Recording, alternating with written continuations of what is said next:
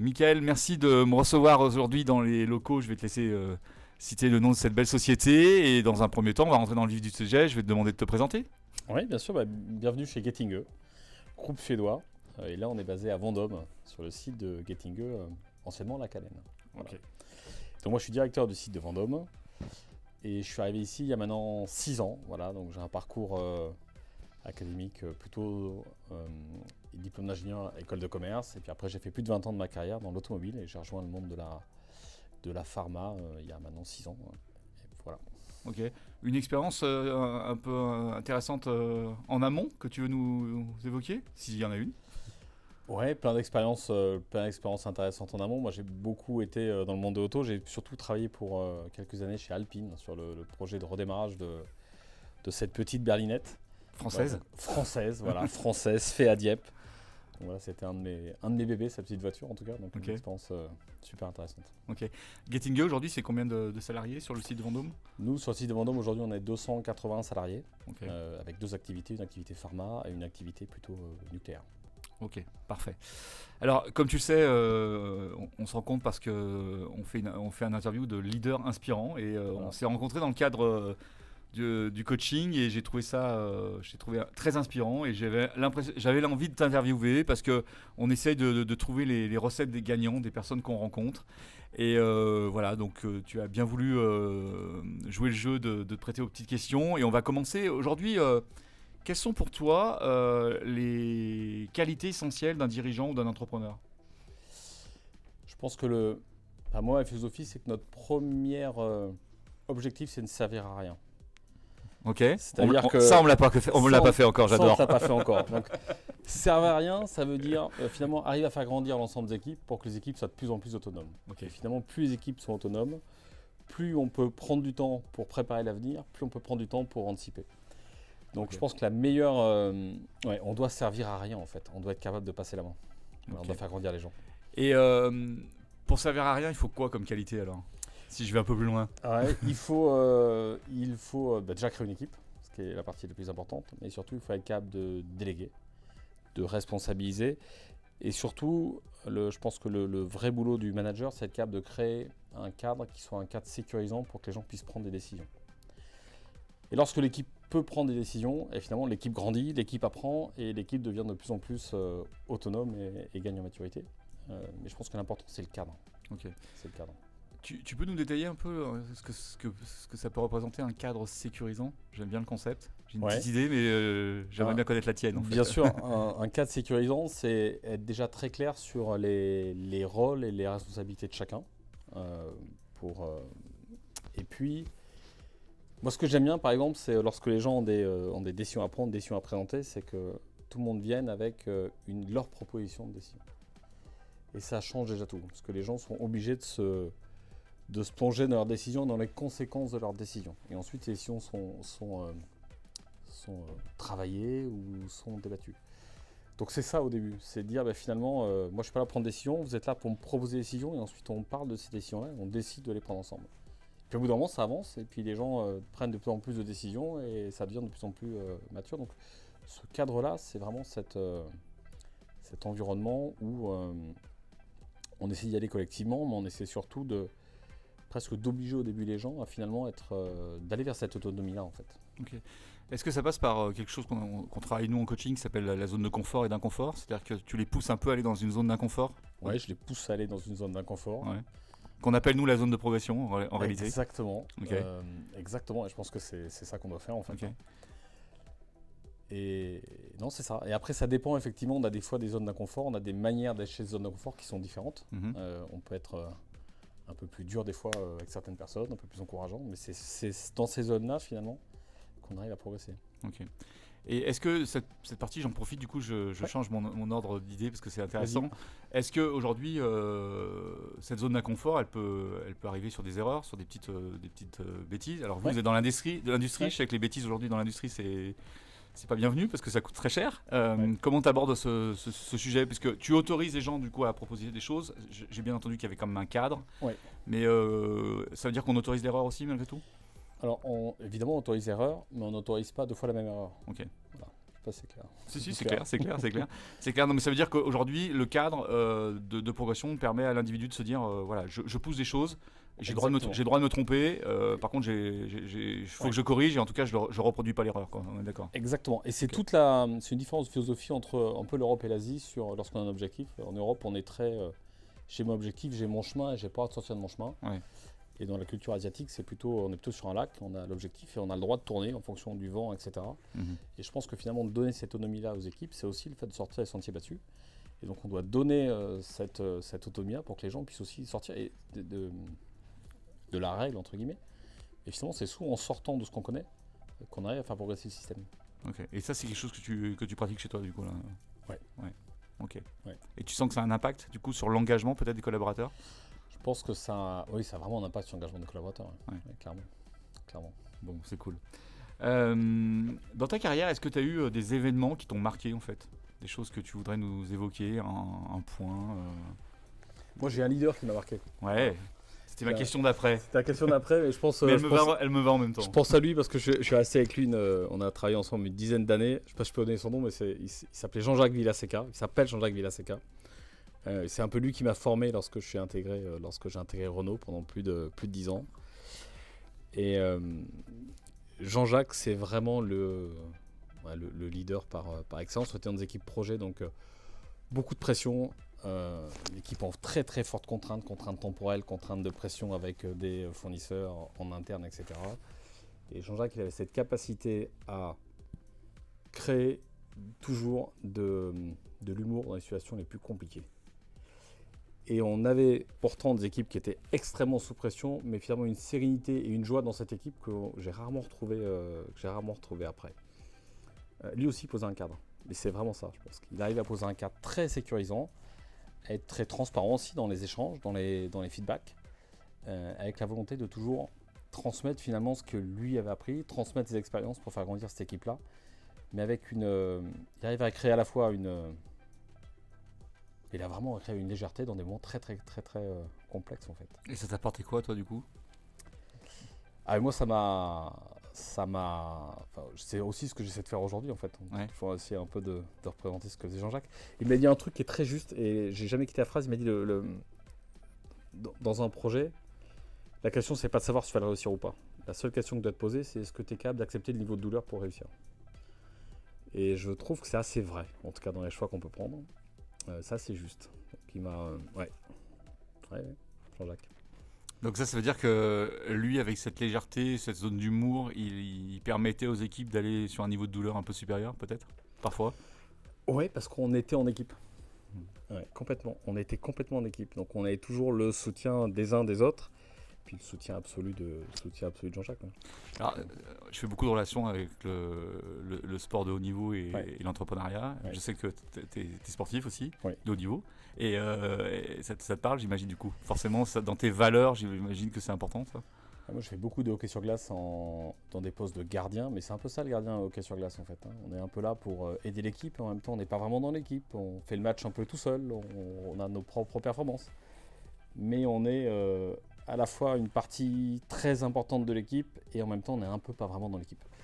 Et je trouve que si on fait le parallèle un peu entre ce poste de gardien et la vie un peu professionnelle, et c'est un peu ça en fait. On est là pour quelque part prendre des coups, on est là pour éviter les catastrophes. On fait rarement gagner, mais on fait souvent perdre. Ok, intéressant le parallèle, et enfin moi il me parle vraiment. En entrepreneuriat, on parle beaucoup de vision. Ouais. Qu'est-ce que tu en penses, toi, de ton côté, de ce mot vision? Comment tu l'amènes, comment tu travailles? Est-ce que c'est un sujet vraiment particulier pour toi? Alors c'est un sujet très particulier pour moi sur la notion de stratégie, parce que j'ai une double activité. Enfin, je travaille tous les jours chez Gettinge, mais le soir, dans mes heures perdues, et j'en ai pas beaucoup, mais je fais une thèse sur la décision stratégique. Donc ça concerne la vision, et principalement sur la notion d'intuition experte. Donc l'intuition experte, l'idée c'est de se dire qu'en fait, on a plusieurs niveaux de maturité intuition. Et le niveau extrême, c'est une intuition dite experte qui va pouvoir s'acquérir via la socialisation, c'est-à-dire comment j'arrive à développer des réseaux de soutien, comment j'arrive à comprendre de mes pairs, à comprendre de mes collègues sur le retour que je peux imaginer de mon dé du monde en tout cas. Et la deuxième chose, c'est la notion d'expérience. Quelle expérience j'ai vécue pour pouvoir arriver à comprendre le monde qui m'entoure. Et je reste assez persuadé que cette notion de vision, c'est vraiment en notion avec cette intuition experte. Et je pense que la vision est liée avec ça. Et donc la vision, elle ne se développe pas sur des tableaux Excel. Elle ne se développe pas dans des livres.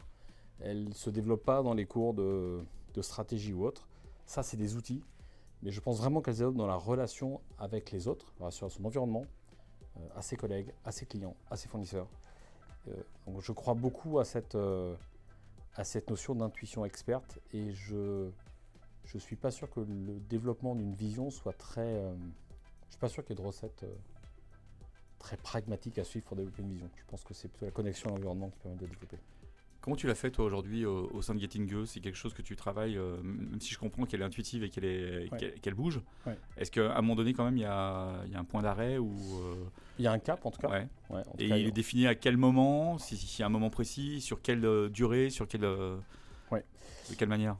Alors, elle est définie, mais je pense que c'est encore de l'intuition. C'est-à-dire que c'est intéressant de se dire, tiens, on a voulu aller dans cette voie-là, de se poser la question de quand est-ce qu'on a pris la décision. Et souvent, les décisions, on les prend, moi le premier, dans la voiture le matin quand je vais bosser. Et pourtant, je ne suis pas en train de travailler, je suis en train d'écouter la radio. Et donc, il y a des moments où on prend ces décisions-là, qu'après, on va décider d'appliquer. Le temps d'application prend du temps parce qu'il faut convaincre, il faut l'expliquer en tout cas. Mais donc moi, c'est plutôt des... Et ça, c'est... Enfin, ça, c'est de l'intuition pure, quand l'idée, elle arrive. Ok. Et après, du coup, elle est partagée? Alors, elle est travaillée. Elle est travaillée.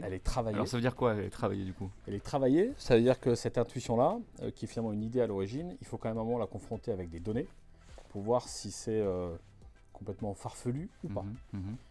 Et ces données peuvent permettre de dire, effectivement, c'est la bonne idée, ou ça permet de réalimenter,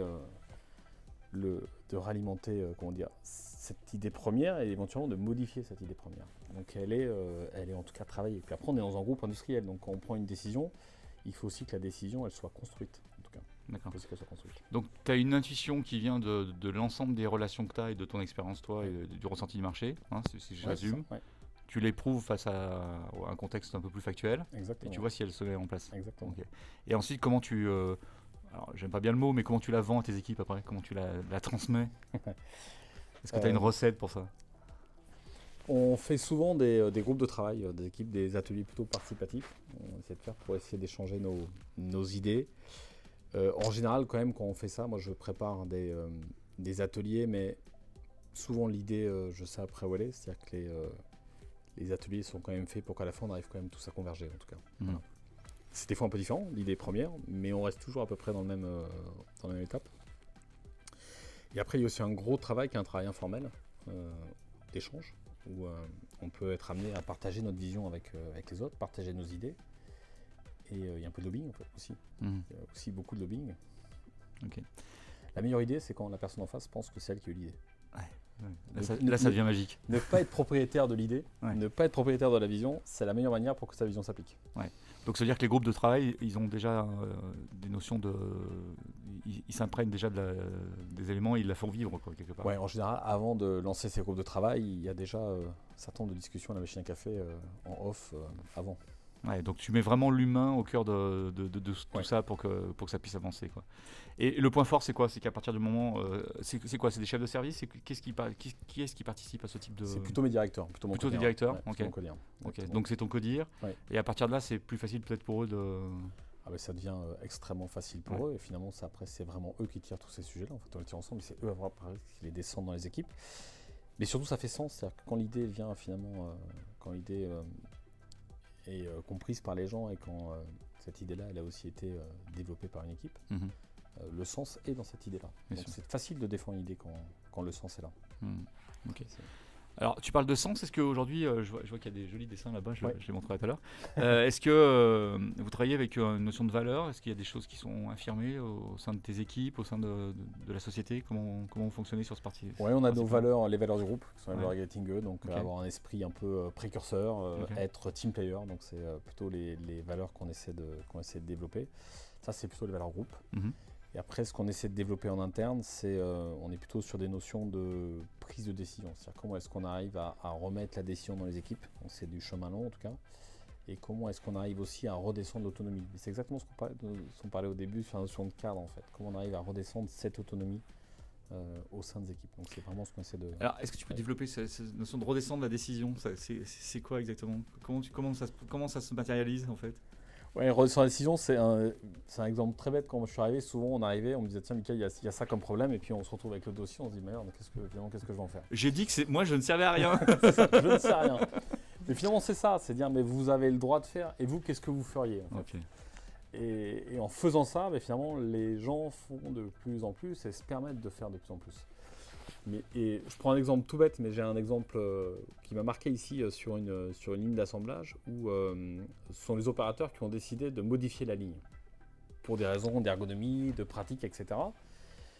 Et qui m'ont appelé pour me dire on a besoin de toi pour 2-3 éléments. Mais finalement, nous, on est vraiment en support de ces opérateurs-là. Et à la fin, finalement, ils ont pris leur décision. Ils l'ont fait valider quand même à la fin, mais ils avaient fait le boulot. Ils ont un environnement de travail qui est beaucoup mieux pour eux et beaucoup plus intelligent que l'environnement de travail qu'on aurait pu imaginer. Et ils sont hyper engagés.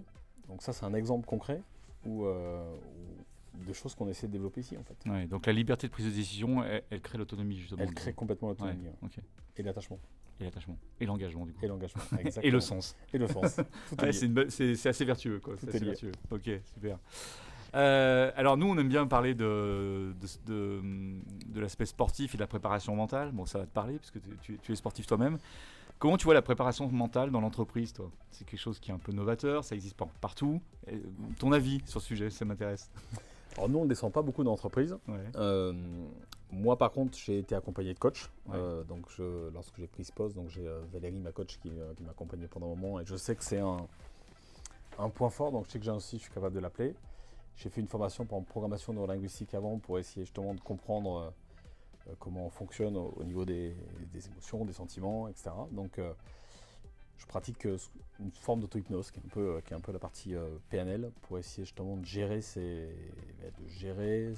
émotions, de gérer aussi les impacts, parce qu'on prend des impacts tout le temps, de comprendre dans quel positionnement, dans quel état émotionnel on doit se mettre avant une réunion ou avant un événement, et essayer de voir cette prise de recul par rapport aux événements. Donc c'est des choses qu'on développe, que moi j'ai développées. J'espère qu'on va le développer ici. On va passer avec toi sur des notions de coaching. Ouais, donc on va essayer de développer quand même le coaching au sein des équipes. Je pense que c'est vraiment important dans la valeur de l'humain. La notion de coaching, elle est primordiale. Je pense que les gens ont besoin, moi le premier, d'avoir des questionnements extérieurs pour se détacher et changer notre modèle du monde. Et si on ne change pas notre modèle du monde, on arrive de façon à des plafonds de verre, parce que finalement on ne peut plus évoluer. Et ce coaching, il permet vraiment de dépasser ces plafonds de verre en tout cas. Donc c'est quelque chose qu'il faut qu'on développe en tout cas. Ok. Voilà. Okay. Donc tu as pratiqué toi-même et tu as envie de le faire vivre à tes équipes Complètement. Pour justement casser ces plafonds de verre. C'est une bonne approche du coup. Donc on va essayer de faire du bon travail ensemble et j'en suis ravi. Tu parlais d'émotion, tu parlais de stress. Le dirigeant il est souvent lié à ça. Hein. Il y a souvent la relation avec le stress. Comment tu l'appréhendes toi? Comment tu le gères?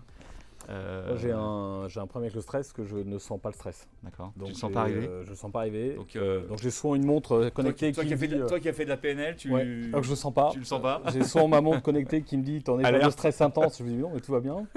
Donc je le maîtrise pas trop. Mais du coup ça se déclenche après par des migraines, des maux de tête, etc. Donc le corps réagit.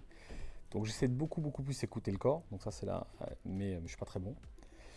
Et la deuxième étape, mais finalement c'est la thèse que je fais à côté, parce que ça m'oblige le soir à couper l'activité professionnelle pour passer sur autre chose.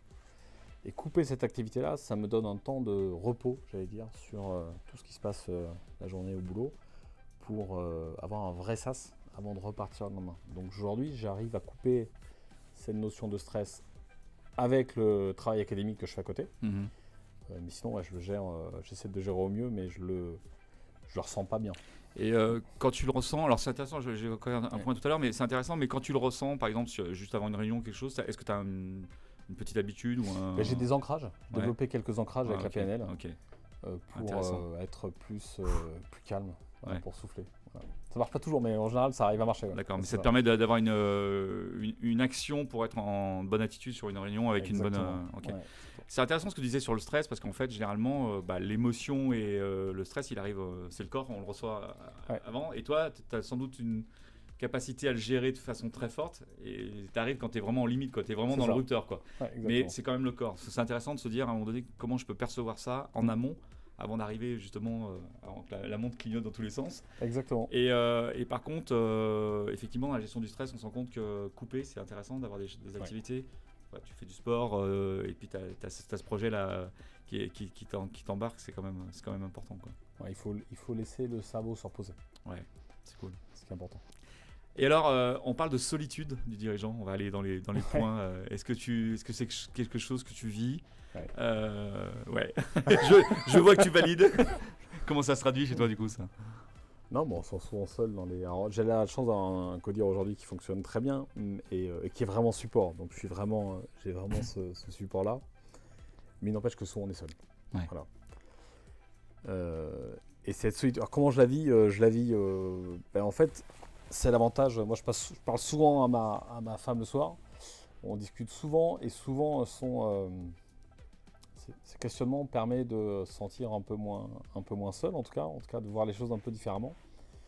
Mais ouais, on se sent assez seul. Ouais. Donc moi je partage plutôt ce qui m'arrive au boulot plutôt à la maison pour me sentir moins seul avec tout ça. Ouais. Mais ouais, on se sent assez seul dans les décisions. Ouais. Et avec le temps, c'est quelque chose qui bouge ou c'est toujours dans le même modèle en fait? Avec le temps, je me sens toujours aussi seul, mais c'est plus vraiment un problème. C'est plus vraiment un problème, parce que moi j'ai pris cette position il y a maintenant 3 ans, et c'est vrai qu'au début, quand on se sent seul et qu'en même temps on ne maîtrise pas forcément la position, donc on sent qu'on ne maîtrise pas tous les éléments, il y a la notion de solitude et la notion de ne pas être au niveau, quelque part. Et donc se sentir seul et se sentir pas forcément légitime, ça c'est un vrai problème. Mais avec le temps, on se sent de plus en plus légitime, et finalement se sentir seul et légitime, c'est globalement moins gênant en tout cas. Donc on se sent toujours seul, mais c'est moins grave. Ok. La solitude, c'est ce qu'on appelle des fois le syndrome de l'imposteur, Ouais. quand tu disais tout à l'heure sur la partie pas légitime. Ouais. Moi, j'en ai Avec- un gros. Comment? J'ai un vrai syndrome de l'imposteur. Ouais. Comment ça se traduit du coup? J'ai bossé avec ma coach, mais on a toujours l'impression que tout ce qui nous arrive n'est qu'un facteur chance et qu'on n'y est pour rien. En tout cas. D'accord. Donc il faut essayer de refaire l'histoire Faut après. pour recaler se faire- quelques séances encore. Il faut recréer quelques séances et il faut surtout essayer de refaire l'histoire pour recomprendre, D'accord. en tout cas. Mais après, c'est aussi peut-être une force, parce que ça nous oblige à toujours travailler et se remettre en question. Donc il faut regarder le côté positif. Et puis des fois, voir une coach pour dire on se recale, ça aide aussi. Ouais. Ouais, alors des fois, on a des stratégies pour justement.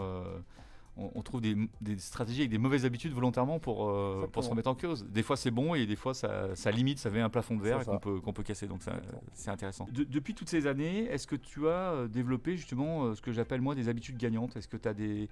Je sais pas, tu parlais d'ancrage tout à l'heure. Est-ce que tu as des petites aptitudes qui te permettent à un moment donné d'être en énergie, de gérer gérer le stress, mais de façon différemment quand il faut le faire? Avant un rendez-vous, une négociation, je sais que vous étiez sur des fins d'année avec des sujets importants. Est-ce que tu as développé des sujets comme ça?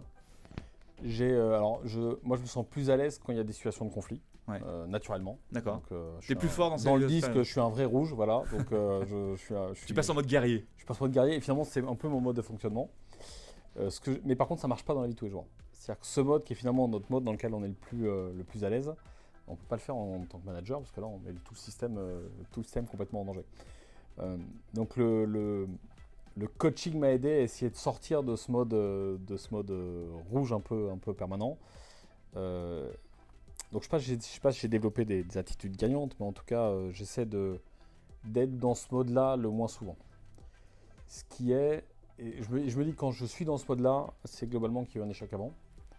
Mais il n'empêche que c'est vachement agréable d'être dans ce mode-là, quoi. Donc le naturel fait qu'on c'est plus va- confortable. c'est plus confortable. Le naturel fait que forcément on va dans ces Bah, situations. on dit que quand on est sur l'autre couleur, on est en adapté souvent. Ouais, c'est ça. Donc tu forces d'autres couleurs. Exactement. Ok. Mais ça te permet quand même d'obtenir des meilleures choses à certains moments. Quoi. Ouais. Ok. Donc c'est une vraie capacité d'adaptation que tu as mis en place en Exactement. termes d'attitude. Grâce à la PNL, je pense, sincèrement. Ça t'a apporté quoi la PNL concrètement? C'est intéressant ça. Ouais. J'ai rarement des personnes qui ont été formées, donc C'est j'en vrai. profite parce que je trouve ça chouette. La PNL, ça permet de. Je trouve que ça permet de poser des bonnes questions aux interlocuteurs pour comprendre quelle est leur représentation du monde. J'aime beaucoup ça. Et en fait, le fait de comprendre ce que nous on voit et ce que l'interlocuteur voit, ça permet d'aller chercher des zones de frontières communes, ou ça permet de lui poser les bonnes questions ou d'avoir les bons argumentaires pour essayer de caler ces visions-là, en tout cas. Et ça permet de savoir qu'est-ce qui se joue chez lui, quoi, à ce moment-là. Exactement. Et qu'est-ce qui joue chez lui. Et des fois, on sait qu'avec certains interlocuteurs, finalement, on a beau avoir cette vision-là, on pourra pas y aller. Donc, c'est aussi à nous de changer la vision si on veut trouver un compromis, en tout cas. Donc, la PNL donne une vraie forme d'adaptation, et puis aussi ça permet aussi de donner du sens à l'interlocuteur, puisqu'on est capable de comprendre comment est-ce qu'on peut essayer de modifier son modèle, comment est-ce qu'on peut essayer d'adapter notre modèle finalement à son modèle. Ok. Une dernière question là, qui me vient à l'esprit, on parle beaucoup d'IA en ce moment, on parle beaucoup, tu es dans une entreprise où j'imagine il y a beaucoup d'automatisation, Nous en coaching on parle de l'humain. Ouais. Ça représente quoi toi aujourd'hui l'humain de façon générale au sein de Getinge et même dans tes activités? Alors l'IA c'est c'est rigolo parce que moi j'utilise la thèse pour l'IA, donc je me suis mis dedans pour essayer de faire du filtre. C'est facile du coup. C'est facile. C'est facile. Non, c'est compliqué parce que je sais. C'est un vrai filtre. Mais je pense que l'IA, je suis pas sûr que ce soit très intelligent. C'est très artificiel. En tout cas, c'est pas très intelligent puisque ça ne fait que synthétiser finalement des connaissances qu'on lui donne. Donc un IA réfléchira jamais en dehors de la boîte. Un IA réfléchira toujours sur les données qu'on lui donne. Donc je ne suis pas sûr qu'une IA soit très intelligente. Donc je crois encore beaucoup en l'humain. Mais il n'empêche que l'IA peut être un vrai support pour l'humain. On regarde pour développer des choses typiquement. Mais il n'empêche qu'à mon avis, la décision finale doit être une décision humaine. C'est un outil en fait. C'est un outil. Mais, et toi, l'humain aujourd'hui, au sein des structures comme les tiennes, c'est quoi la place? Comment tu vois les choses en fait? Nous, on a la chance ici d'avoir des procédés très manuels. Ouais. Donc, l'humain est au cœur de nos procédés. Enfin, je pense que tu as vu, on a une salle de formation. J'ai eu la chance de visiter. Donc, nous, l'humain est vraiment la clé, en tout cas. C'est aujourd'hui l'œil humain qui fait que nos produits sont bons en termes de qualité. C'est aujourd'hui la main humaine qui fait que nos produits sont premium en termes de qualité. Moi, je suis ravi de travailler dans une entreprise où l'humain est au cœur du process. Pour avoir vécu 20 ans dans le monde automobile où finalement les machines font les pièces et puis derrière les humains contrôlent ou chargent. Ici c'est un peu le contraire, c'est-à-dire que c'est l'humain qui fabrique, c'est l'humain qui fait, c'est l'humain qui contrôle. Donc moi je suis très heureux d'être dans une entreprise où l'humain est au centre de nos processus de fabrication. Ok. Pour conclure, c'est une nouvelle question et elle me paraît intéressante. Tu parles beaucoup de sortir de la zone de confort et autres. Toi, à ton stade de ta carrière, est-ce qu'il y a un sujet sur lequel tu as envie de travailler, toi, à titre personnel, en fait? Oui, alors moi, j'ai souvent j'ai fait 3 ans sur mes postes parce que dès que je commence à être un peu maîtriser un peu, je m'ennuie vite. Donc mon côté rouge, j'y reviens. Impatient, donc c'est pas bon. Moi j'ai aussi envie de me remettre en danger, enfin de me mettre en danger en tout cas, parce que c'est là où je trouve qu'on apprend le plus. J'aurais bien maintenant essayé d'être un peu moins dans l'opérationnel, travailler un peu plus sur la stratégie, être capable de développer des visions long terme, être capable d'être plus en contact avec mon environnement et les différents environnements pour essayer de développer des intuitions expertes. On y revient en tout cas. Donc plutôt essayer de m'orienter sur des postes un peu plus stratégiques. Plus stratégique. Ça nourrit quoi chez toi, cette stratégie du coup? Ça nourrit, c'est une vraie mise en danger. J'ai envie de cette mise en danger en tout cas. Voilà, j'ai envie de cette mise en danger. J'ai envie de voir si ce que j'ai appris d'un point de vue académique, je suis capable de le transformer d'un point de vue pratique et théorique. J'ai envie aussi de voir ce que j'ai appris d'un point de vue académique, ça peut se transformer aussi d'un point de vue pratique, si c'est juste, pas juste, s'il faut l'adapter. Donc j'ai envie de ce danger-là en tout cas. Ouais, c'est cool parce que c'est vraiment on sent l'ADN de l'entrepreneur en fait, même si tu es dirigeant aujourd'hui, l'entrepreneur qui veut, je bouscule les frontières. La dernière fois qu'on s'est rencontrés, tu m'as donné une anecdote sur un match de hockey que tu as fait avec une équipe pro qui était bien dessus. Si tu veux bien nous partager cette expérience, elle m'a fait réfléchir.